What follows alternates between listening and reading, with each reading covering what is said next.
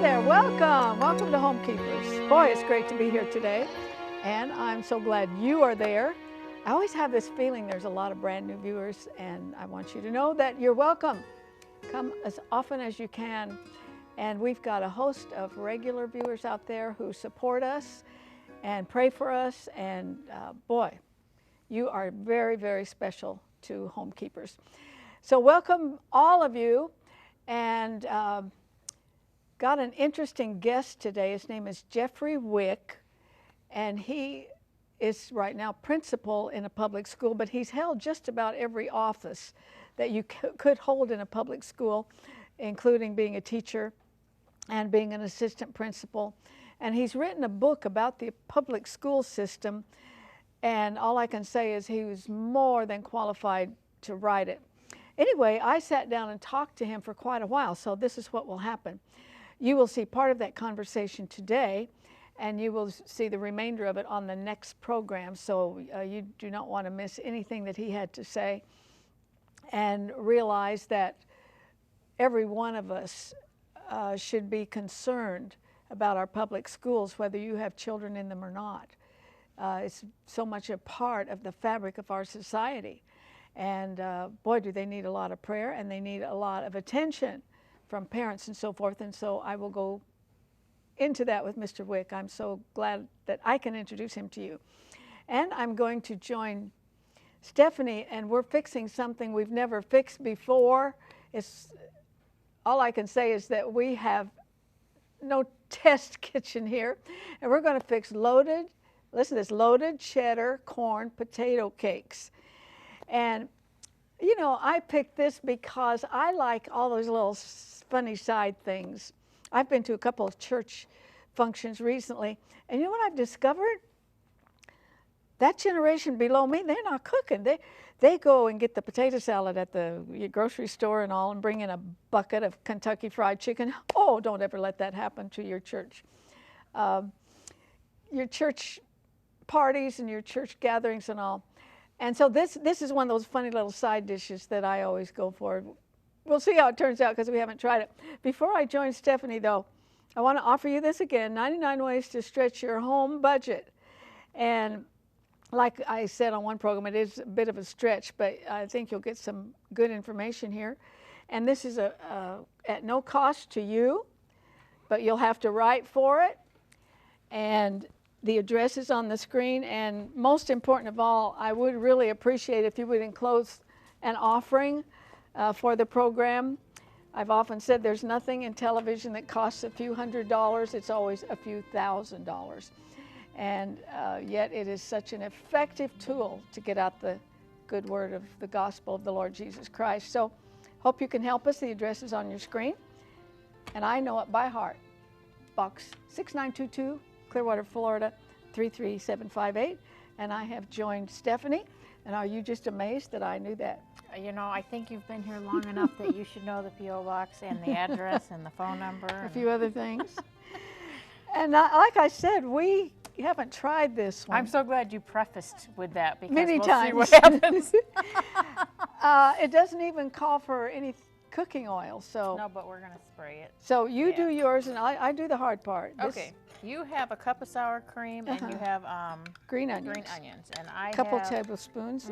And this is for the top of it. Right. So all I have to do is mix this together. Yep, and I have 2 cups of mashed potato flakes. I've never used those at home, have you? The potato flakes?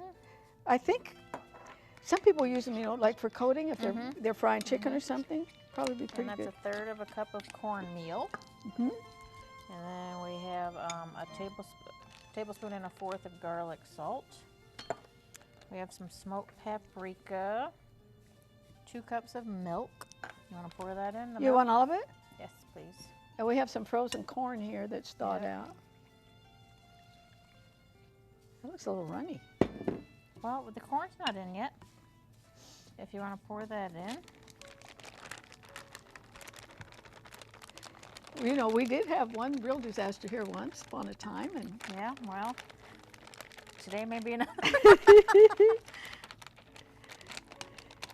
You know, I don't know if you saw one of the shows earlier this week, but Stephanie brought in a receipt from the drugstore where she got makeup and stuff, and with a coupon, and then got a $3 rebate or something. They paid me 12 cents. She came back. How can people stay in business do that? Yeah. That store now owes her 12 cents, or did they give you the 12 Well, cents? no, I haven't. Yeah. She's got a coupon now for 12 cents. Yep. So And then I'm gonna. this is going to see. be interesting. And milk, corn, cheese, and yep, all of it goes in. And some more green, And more onions. onions, please. green onions. Yep. Using my fingers. God made fingers before he made forks. Well, it sure smells good. Those onions smell good. Well, let's throw a couple on there and see. Okay, let's see what What happens.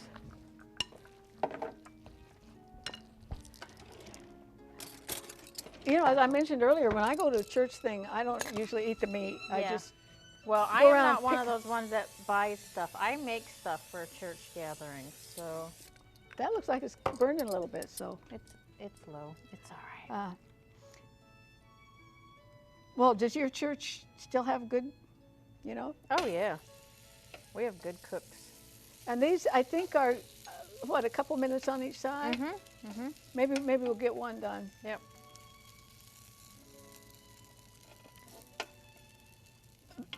But for me, I just love these odd little side things. I could certainly make a whole meal out of them. Yeah, these would be good for a meal.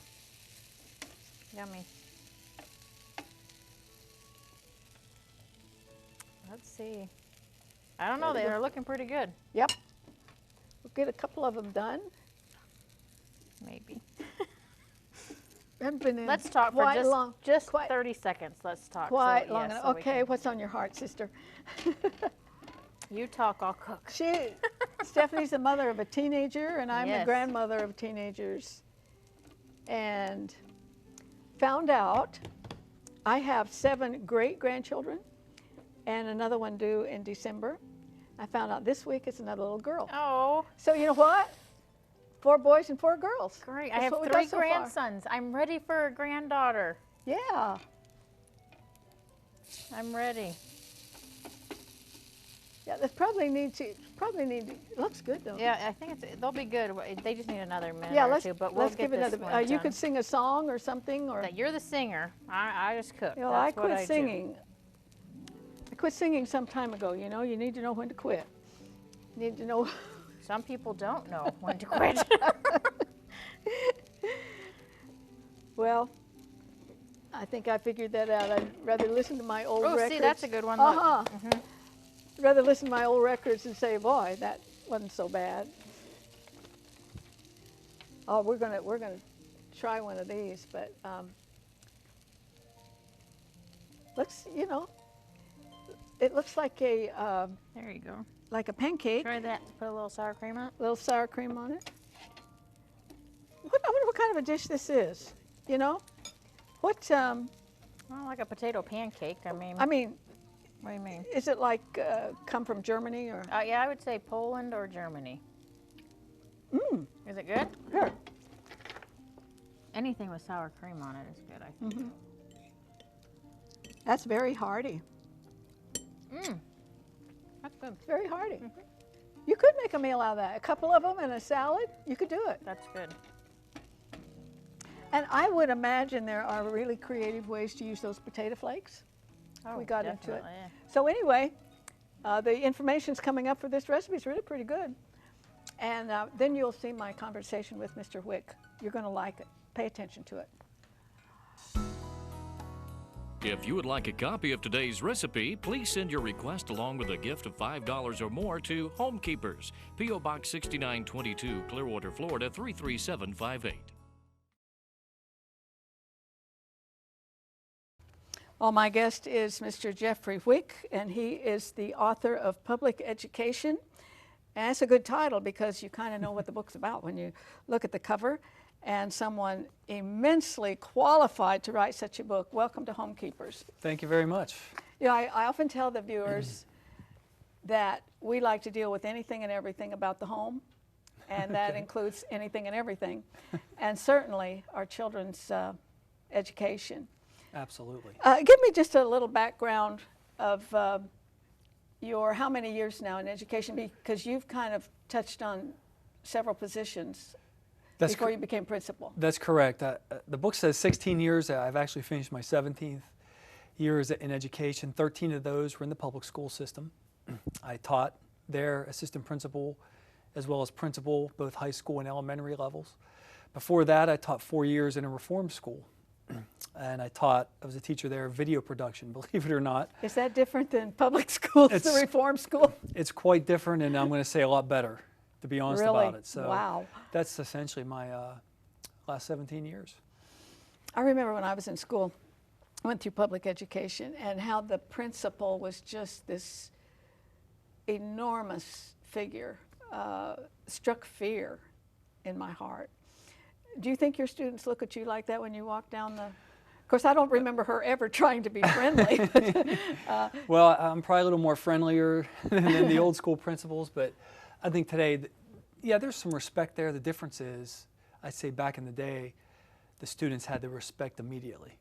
Today, you got to gain the respect of the student, you know, by treating them well and treating them with respect, which is okay, but to a degree, it kind of gives them the choice. Do I want to respect this person or not? You know yeah, what I mean? that's pretty sad because this is certainly a God-given authority over them, and so you have to look at their home and say, why do they not respect this?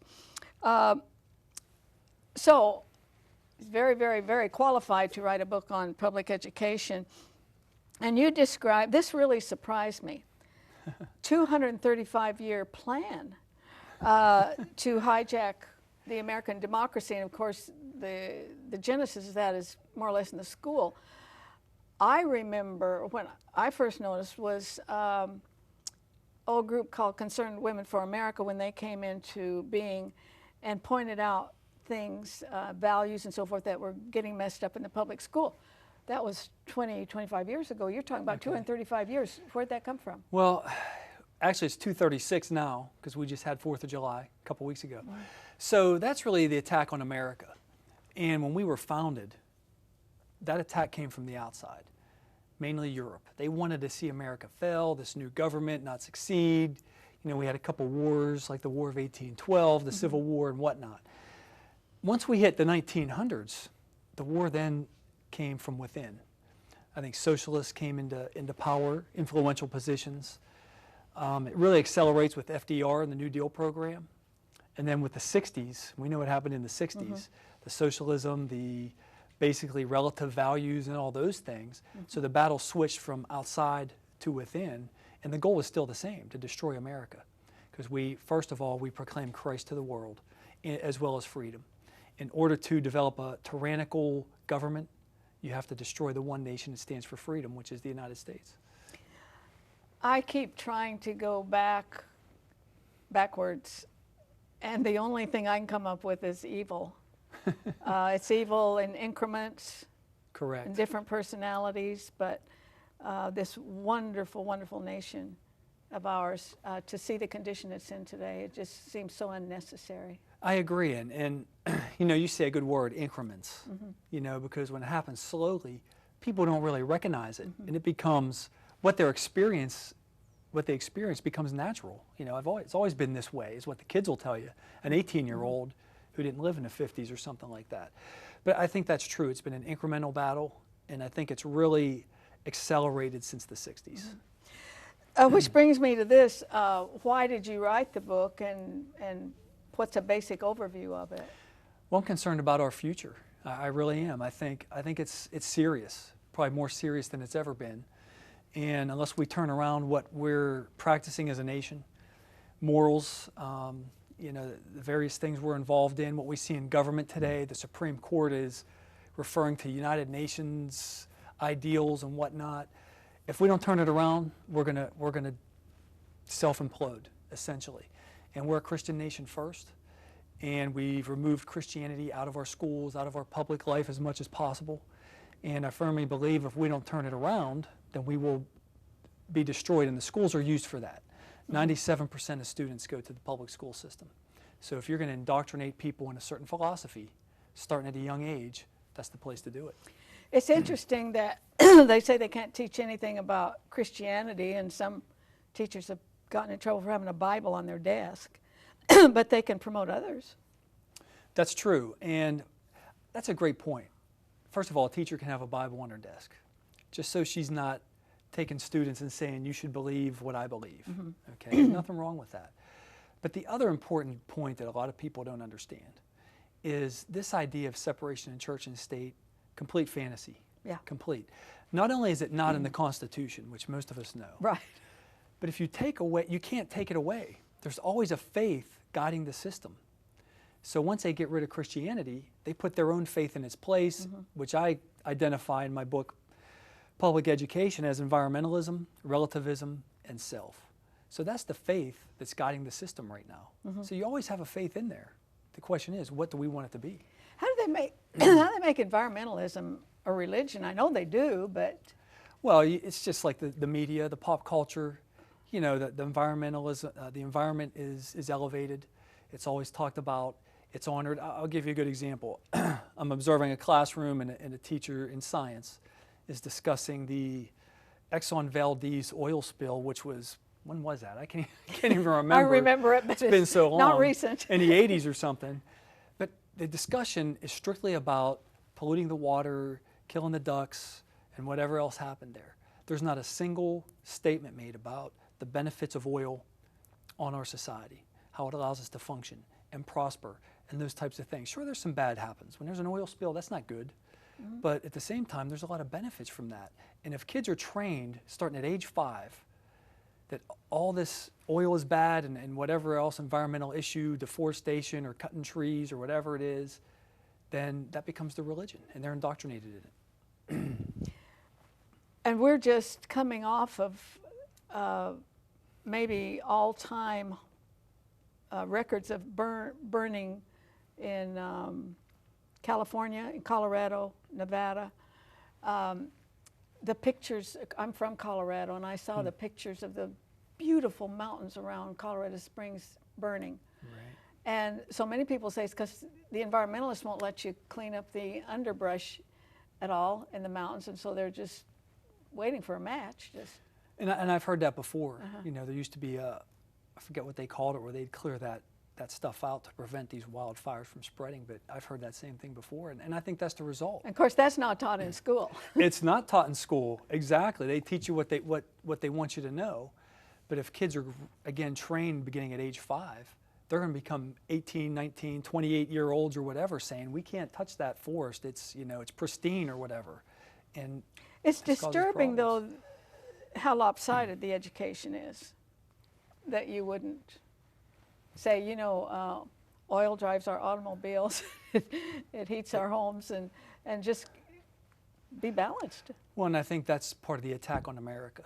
You know, I talk about in my book about the attack on the 3 cornerstones of American greatness. My next question, give them to Your us. next Yeah. question, family, faith, and patriotism. And they attack the family because if the family is weak, something takes the place of the family, which is the government, takes place of the parent. So they want people relying on the government instead of the parent. If you take God out of our society, they don't want people relying on Jesus. They don't want people reading the Bible. Again, you're going to turn to government to replace him. The third thing is patriotism. If you destroy America, it's the one nation that has prevented tyranny from controlling the planet. Europe's tradition is monarchy. Pretty much all the world is a dictator of some sort, but America isn't. So if you want to reestablish that monarchical, tyrannical type of world order, you have to destroy America. So that's why they attack it. How in the world can this be changed? Because not every kid can go to a Christian school. What does it mean? Does it mean to elect people? I think that's part of it. You know, elections are important. Part of the problem we're facing today is there's something out there called the Common Core, which means the federal government will essentially tell the states what they will teach. Right now it's reading and math. You know, in 5 years it'll be all the subjects. It usually expands. Currently 48 states have signed on to teach the Common Core. So if you elect somebody locally to guide your curriculum, but your state has agreed to teach the Common Core, guess what that local body can do? Nothing, it's powerless. So elections are part of it, and I think the other part is people understanding, you just can't send your kids to school and expect that's a safe place and they're learning and improving and all that. They got to know what's going on in there. Okay, let's go this Common Core. How badly can they mess up math and reading? Well, math and reading, probably not too much. Yeah. I mean, in reading, you can inject the environmentalist ideals, the relativism, you know, Well, and that's pretty whatnot. big. That's pretty big. Math, kids can still learn how to read, but the indoctrination's happening. Math, you know, I don't know, they can dumb it down, I guess, is probably one of the concerns you have there. But that's just the first step. And so 48 states have written on to this because they get federal funds. And if a state says we don't want your money, then they're free to teach math and reading the way they want. And I'm not exactly sure what the hook is. It's usually funding is usually a big part of it. The other part is the AYP things, which stands for adequately yearly progress that schools are supposed to make every year. And I think the government is kind of changing the way that's going to be factored or determined if you sign on to the Common Core. So there's some benefit for the state to do it. But the problem is you sacrifice your local power to the federal government. What is your hope for this book? My hope is to get the word out that the public schools, the philosophy needs to change. I'm not saying we got to get rid of public schools, but as long as you have a philosophy that promotes environmentalism, socialism, relativism, weakness, I talk about weakness, physical weakness, moral weakness, intellectual weakness, emotional weakness, then we're going to have a populace that is going to be more likely to rely on government for help because it can't help themselves. Yeah, they'll be or itself. dependent. Exactly. If you Promotes just a join dependent me, mentality. I'm talking with Jeffrey Wick, a book you need, let me tell you, mothers, grandmothers, and I always like to say pastors, youth leaders, they ought to have these kind of books in their library. It'll explain a lot to you. And there's picture that on your screen, and also we want to get a website up where you can find out more about it and get it. I want to go back to your three cornerstones a little bit. Sure. And what can anybody do to change it? It's honestly, Jeffrey, it seems so big to me. How do you turn this ship around? I think it's difficult, you know, and I think, you know, it's like if you're driving your car off the road and at the last second you try to veer off, and if you're too close, you're not going to make it. And I'm wondering if that's where we are. You know, we're too close, we're not going to make it. But I think it takes tough decisions. You know, people are going to have to decide that their faith is more important than government. They're going to have to reject government programs. You know, just because the government says, here's food stamps, doesn't mean you have to take it.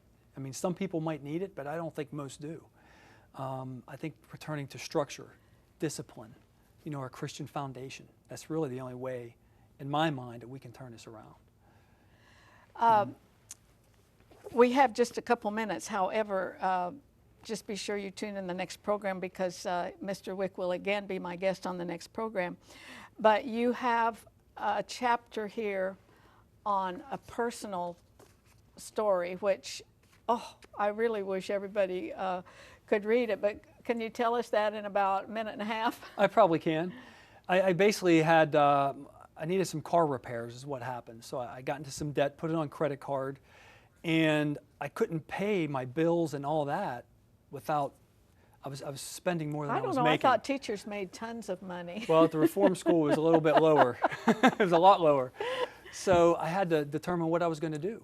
So instead of making excuses, reaching out for help, declaring bankruptcy or whatever, I went out and worked a second job. Worked my full-time job 5 days a week, the part-time job 3 nights a week, Friday, Saturday, and Sunday nights, saved money, paid off the debt, eventually saved enough that I could open a savings account and a 401k plan in basically 15 months. And how many hours a week were you working? Well, my regular job was 40 to 50 or so a week. The other one was anywhere from 12 to 20. You know, it just varied on how busy it was. See, that's the American spirit that I'm aware of. And I'm just this little Christian floating through life, and I'm running into people who are scamming the system that it just astounds me that people are getting on every kind of program that they hear about. And I think they've been indoctrinated in, I deserve this help. I can't be responsible for myself because they've been trained that way in a lot of ways. And now we're seeing the results of it. Exactly. And so taxes are going to get higher as we support people who are not working, and they are just being, like you said, indoctrinated to think this is the way it should be. Exactly. We are out of time, but as I said, please join me on the next program because Mr. Wick will again be my guest. So stay with me. I have a couple things to say before we have to say goodbye. Arthelene would like you to keep the following information handy. You may contact Homekeepers by writing P.O. Box 6922, Clearwater, Florida 33758, or go to www.rippy.org. Remember, we always enjoy hearing from our viewers, and we thank you for your support.